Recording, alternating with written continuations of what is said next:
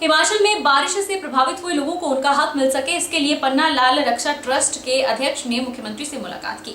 राजेश कपूर ने बताया कि जमीन के बदले जमीन, घर के बदले घर देने की मांग पर मुख्यमंत्री ने गौर किया है और प्रभावितों को लेकर सभी मांगों को पूरा करने का आश्वासन भी दिया है।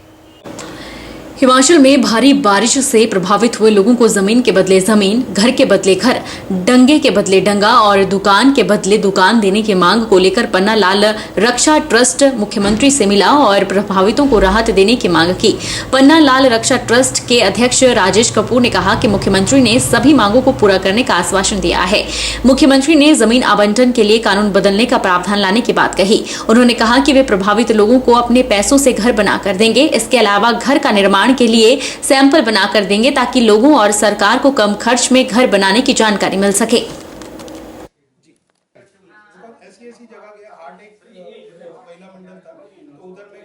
से मिले थे, अपनी कुछ मांगों को लेकर उनको ज्ञापन दिया, जिसमें मुख्य थी मकान के बदले मकान, जमीन के बदले जमीन, डंगे के बदले डंगा, दुकान के बदले दुकान। तो उनसे बात करते हुए हमें ज्ञापन दिया। उन्होंने अच्छे से, हमें बहुत ही अच्छे ढंग से, स्थिरता से उन्होंने हमारी बात सुनी, पूरा टाइम दिया और पूरा हमारा जो पत्र था उसको पढ़ा उन्होंने। और उन्होंने हमें काफ़ी हद तक चीज़ों के बारे में बताया कि ज़मीन के बारे में वो कानून बदलेंगे, प्रावधान लेकर आएंगे जिससे कि ज़मीन आवंटन हो सके। घर के लिए भी उन्होंने बोला है कि हम पैकेज लेकर आ रहे हैं, आपदा पैकेज लेकर आ रहे हैं, वो भी बात हुई है। और जितने भी हमने मुद्दे उठाए थे उसमें उन्होंने बहुत ही पॉजिटिव आंसर दिया और उन्होंने कहा कि बहुत ही जल्द मैं ज़्यादातर आपकी जो मांगे हैं जो प्रभावित परिवारों के लिए है वो पूरी करूँगा। सर, आपने अपने एंड से भी कुछ मदद का आश्वासन अभी हम प्लान कर रहे हैं, बिकॉज मैं ये सोच रहा हूँ कि कुछ घर बनाए जाएं, प्रीफैब घर बनाएं, जिससे कि एक दो सैंपल या 3-4 सैंपल्स बनाएं। तो वो अभी इनिशियल वर्क पे है, बिकॉज इधर की जो सॉइल का मूड है वो डेफिनेटली पता होना चाहिए। उसके बाद फिर फाउंडेशंस डिज़ाइन होगी, उन फाउंडेशंस पे फिर वो प्रीफैब स्ट्रक्चर लगता है। आप अपने एंड पे बना के देंगे? हाँ, मैं अपने एंड पे, अपने खर्चे पे, अपने पैसे से बना के दूंगा और एक सैंपल, मतलब 1-2 सैंपल्स बना के देंगे जिससे कि लोगों को आइडिया मिल सके या सरकार को आइडिया मिल सके कि मिनिमम कॉस्ट में कैसे घर बिल्ड किया जा सकता है। पंडोह के साथ लगते सांबल के पास स्कूली बच्चों को लेकर जा रही नोबल इंटरनेशनल पब्लिक स्कूल की बस सड़क किनारे खड़ी स्कॉर्पियो से टकरा गई। इस हादसे में 5 स्कूली बच्चों को चोटें आई हैं, जबकि बाकी बच्चे पूरी तरह से सुरक्षित हैं। घायल बच्चों की हालत भी सामान्य बताई जा रही है। हादसे के समय बस में लगभग 23 बच्चे सवार थे। पंडोह के साथ लगते सांबल के पास स्कूली बच्चों को लेकर नोबल इंटरनेशनल पब्लिक स्कूल की बस सड़क किनारे खड़ी स्कॉर्पियो से टकरा गई। हादसे के समय बस में लगभग 23 बच्चे सवार थे। 5 स्कूली बच्चों को चोटें आई हैं, जबकि बाकी बच्चे पूरी तरह से सुरक्षित हैं। प्रत्यक्षदर्शी नरेंद्र कुमार ने बताया कि बस अचानक अनियंत्रित होकर स्कॉर्पियो से टकरा गई और इसे घसीटती हुई काफी दूरी तक ले गई। हादसे में बच्चों को चोटें लगी थी और खून भी बह रहा था। प्राथमिक उपचार के बाद सभी बच्चों को जोनल अस्पताल मंडी भेज दिया गया है। यहाँ काम पे लगा हुआ था सफाई की किचन गार्डन में, उतने में यहाँ एक जीप खड़ी थी स्कॉर्पियो NH वालों की। वो अपने इंजीनियर का वेट कर रहे थे लेने के लिए, बिल्कुल साइड में दिया। उतने में पीछे से स्कूल बस आई और ये स्पीड पे था और इसने उसको जोर से टक्कर मार दी। फिर जब धमाका हुआ तब मैं कभी यहाँ छोड़ के फिर मैं भी चला आया, तो वो तो 50 फीट आगे पहुँचा दी जीप। फिर बच्चे, खिड़की इसकी लॉक हो गई, प्रेस हो गई। फिर हमने उसको उखाड़ के निकाला खिड़की को। बच्चे घबरा के चीख चिल्ला रहे थे अंदर, छोटे छोटे बच्चे। फिर उन बच्चों को फिर उतारा नीचे, फिर उनको थोड़ा सा जो 5-6 दिन में खून बह रहा था उनको फर्स्ट एड के लिए फार्मासिस्ट मेडिकल टायर फिलहाल वहाँ ले गए।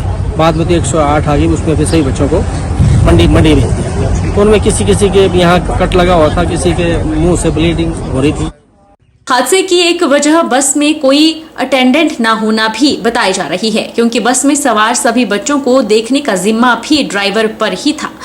ड्राइवर ने पुलिस को दिए बयान में बताया कि बच्चों को देखने के लिए जैसे उसने पीछे की तरफ देखा तो उसी दौरान यह हादसा हो गया। उधर पुलिस चौकी पंडोह के प्रभारी राजेंद्र कुमार ने बताया कि बस चालक के खिलाफ लापरवाही से गाड़ी चलाने को लेकर मामला दर्ज कर लिया है और नियमों के तहत कार्रवाई अमल में लाई जा रही है। 10 मिनट में पुलिस के विरोध में स्कूल बस सचिव के एक्शन मिलने पर मैंने सही लाइन वालों के मौके पहुंचा जो स्कूल है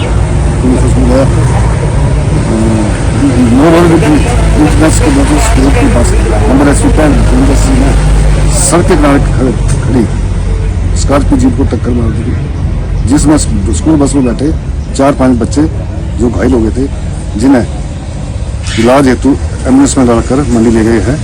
स्कूल बस के चालक जगदीश चंद के खिलाफ कानूनी कार्रवाई बनाई जा रही है। विश्व धरोहर कालका शिमला रेलवे ट्रैक पर आज 20 सितंबर से 2 स्पेशल ट्रेन कालका से सोलन तक चलनी शुरू हो गई है। इससे पहले कालका से कोटी तक ट्रेन चल रही थी, लेकिन अब 70 दिन के बाद यात्रियों को लेकर ट्रेनें हिमाचल की ओर आएंगी। कालका शिमला रेलवे ट्रैक पर 20 सितंबर से 2 स्पेशल ट्रेनें कालका से सोलन तक चलनी शुरू हो गई हैं। आज सुबह 2 ट्रेन सोलन पहुंची, उसमें सिर्फ 10 से 15 यात्री ही थे। उम्मीद जताई जा रही है कि जल्द ही शिमला तक ट्रैक बहाल हो जाएगा और हिमाचल के वादियों का सुहाना सफर ट्रेन के माध्यम से फिर से शुरू होगा। इससे पहले सोमवार और मंगलवार को रेलवे विभाग ने ट्रैक पर मालगाड़ी को चलाया था। मालगाड़ी के सफल ट्रायल के बाद बोर्ड ने ट्रेनों को चलाने का फैसला लिया। कालका से कुमारहट्टी तक मालगाड़ी के जरिए ट्रायल किया गया। यह ट्रेनें जुलाई महीने में हुई बारिश के बाद ट्रैक के खराब होने के बाद नहीं चल पाई थी। इस वर्ष मेला नलवाड़ ख्योड़ में होने वाली सांस्कृतिक संध्या और दैनिक कार्यक्रम अब नहीं हो पाएंगे। इस वर्ष मेला नलवाड़ ख्योड़ में होने वाली सांस्कृतिक संध्या और दैनिक कार्यक्रम अब नहीं हो पाएंगे। मेले के आयोजन के दौरान पंचायत के निवर्तमान उप प्रधान ने आत्महत्या कर पंचायत के प्रधान पर गंभीर आरोपों का एक सुसाइड नोट लिखा हुआ था। मामले में आरोपी प्रधान ने अग्रिम जमानत के लिए अदालत में याचिका दायर की, लेकिन याचिका के खारिज होते ही पुलिस ने प्रधान को गिरफ्तार कर लिया और अब वे न्यायिक हिरासत में हैं। उधर मेले के आयोजन में कमेटी द्वारा प्लॉटों से हुई आय की राशि को पंचायत के बैंक खाते में जमा कर दिया, लेकिन पंचायत प्रधान के न्यायिक हिरासत में होने के कारण अब दुकानों में आवंटन में प्राप्त राशि निकालने के लिए पंचायत प्रतिनिधियों ने असमर्थता जाहिर की है, जिस कारण मेले में आयोजित संध्याओं में कलाकारों को वितरण राशि देय करने की अड़चन पैदा हो गई। वहीं व्यापारी वर्ग में भी निराशा देखने को मिल रही है। उनका कहना था कि सांस्कृतिक संध्या और दैनिक कार्यक्रम को देखने के लिए लोग आते थे और मेले से सामान भी खरीदते थे, जिससे उनका व्यापार अच्छा होता था। सर, इसमें तो हमारा बहुत नुकसान होता है। जो रौनक रात को होती थी वो इस बार है ही नहीं। जो पहले जैसे मेले होते थे, रात को प्रोग्राम होते थे, उस कारण हमारा यहाँ का कार्यक्रम भी अच्छा रहता था और काम भी अच्छा हो जाता था। तो इस बार वो सब है ही नहीं सर। इससे हमारे को दिखता है शुद्ध घाटा ही है। और हम अब कमेटी प्रशासन अब इनको भी क्या कह सकते हैं, अब जो है वो तो है, दिख रहा है। आप क्या चाहते हैं कि रात के कार्यक्रम हो? हम तो यही चाहते थे, अगर रात के कार्यक्रम होते तो हमारा भी थोड़ा कुछ फायदा होता, हमारा भी कुछ 2 वक्त की रोटी भी बन जाती। तो इस बार तो ऐसा मुश्किल लगता है। फिर कमेटी प्रशासन वालों के ऊपर छोड़ते हैं, जो होगा वो देखा जाए। और यहाँ पे जितने भी प्रोग्राम होते थे तो व्यापारी भाइयों को सबको जो है इसमें फ़ायदा होता था। जितनी भी पब्लिक आती थी, खरीदारी होती थी और मनोरंजन होते थे। पूरा दिन खरीदारी सबकी होती थी, सब खुश होते थे। और इस बार जो है इतना प्रोग्राम ना होने की वजह से और पूरे व्यापारी में जितना आक्रोश हुआ है कि हर एक आदमी सोचता है कि अगर प्रोग्राम होते तो हमारा रोजगार चलता, और अगर रोजगार नहीं चलेगा तो यहाँ से तो है जो व्यापारी जिस टाइम भूखे जाएंगे। और अगर हम तो चाहते हैं भगवान से कि हमारा सबका काम होना चाहिए, मगर प्रोग्राम की वजह से जो है काम पे बहुत फर्क पड़ेगा। और हम भी यही चाहते थे कि प्रशासन 1-2 नाइटें करवा दें, जैसे कि दिन में भी प्रोग्राम हो जाए, बच्चों के खेल प्रोग्राम हो जाए, तो इससे जो है सभी व्यापारी भाइयों को जो है सुविधा मिलेगी और सबकी खरीदारी होगी। धन्यवाद। के एपिसोड में काम इससे तो बहुत फर्क पड़ा जनाब।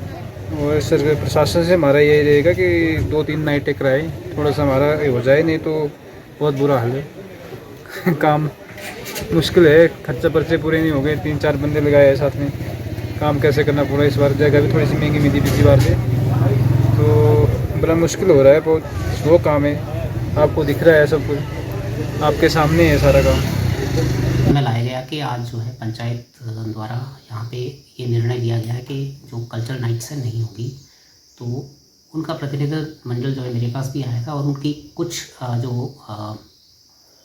दिक्कत है वो ये है कि उनके जो, क्योंकि वहाँ पे ड्यूल सिग्नेटरी प्रधान और सेक्रेटरी रहते हैं, तो सेक्रेटरी हैं लेकिन प्रधान नहीं है। उस कारण जो है वो अपने फंड्स को जो है निकालने के लिए इस समय जो है सक्षम नहीं है। उस कारण वो अपनी जो है असमर्थता नाइट्स करने के लिए कर रहे थे। तो हमने उनको इस पे जो है विचार करने को कहा था कि उस पे जो है कोई उचित निर्णय ले। तो उसके बाद जो निर्णय उन्होंने लिया है उस पे ये तो सही है कि जो है उनके पास इस समय कोई जो है नहीं है बाहर निकालने का पैसे को। तो अगर इसमें कुछ हो जाता है तो उस पर जो है फिर आगे तदनुसार उसमें कार्रवाई की जाएगी। जिला बिलासपुर के गोविंद सागर झील के किनारे बना बाबा नरसिंह मंदिर को जाने वाला रास्ता बरसात के कारण बंद है, जिस कारण श्रद्धालुओं को काफी दिक्कत का सामना करना पड़ रहा है। बीच में नाला होने के कारण बड़े बड़े पत्थर मलबा सड़क पर गिर गया है। सड़क पूरी तरह से बंद है। जिला बिलासपुर के गोविंद सागर झील के किनारे बना बाबा नरसिंह मंदिर को जाने वाला रास्ता बरसात के कारण बंद है। जो भी श्रद्धालु इस मंदिर में दर्शनों के लिए आ रहे हैं उन्हें काफी परेशानी का सामना करना पड़ रहा है। गाड़ी का रास्ता बिल्कुल खराब हो चुका है। गोविंद सागर झील के समीप बाबा नरसिंह देव का यह मंदिर प्राकृतिक सौंदर्य से भरपूर है और यहाँ पर काफी संख्या में श्रद्धालु बाबा के दर्शनों के लिए आते हैं और यहाँ के अद्भुत नजारे श्रद्धालुओं और पर्यटकों को अपनी ओर आकर्षित करते हैं। लेकिन रास्ता बंद होने के चलते आजकल श्रद्धालुओं और स्थानीय लोगों को काफी दिक्कत पेश आ रही है। श्रद्धालुओं और स्थानीय लोगों ने रास्ते को तुरंत बहाल करने की मांग उठाई है। अंदर जी मलबा गिरने करके बंद हो गया रास्ता जी सारा। इतने काफ़ी संख्या च श्रद्धालु आते, उन्होंने काफ़ी परेशानी का सामना करना पैंदा ते प्रशासन में मेरी विनती है कि ये रास्ता जल्दी से जल्दी खोलिया जाए। जय बाबे जी। तो रास्ता जाता है बिल्कुल ख़राब है। बरसात होने के कारण आने जाने यात्रियों को मुश्किल हो रही, इस करके इसका रास्ते को खोला जाए जल्दी से जल्द। बहुत इतना रुकेंगे छोटे से ब्रेक के लिए। ब्रेक के उस पार फौरन लौटेंगे। आप बने रहिए हमारे साथ।